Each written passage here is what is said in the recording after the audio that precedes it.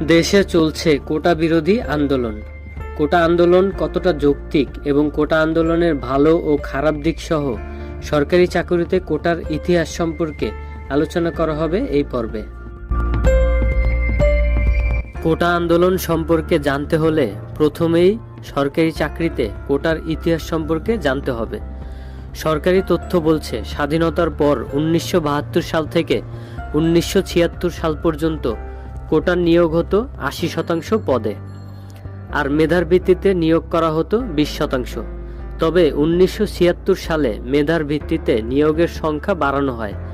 সে বছর মেধার ভিত্তিতে নিয়োগ 40% করা হয়। 1985 সালে প্রথম ও দ্বিতীয় শ্রেণীর পদে মেধার ভিত্তিতে 45% পদে নিয়োগের নিয়ম চালু করা হয়, আর বাকি 55% অগ্রাধিকার কোটায় নিয়োগ করা হয়। এখন প্রশ্ন হতে পারে, এই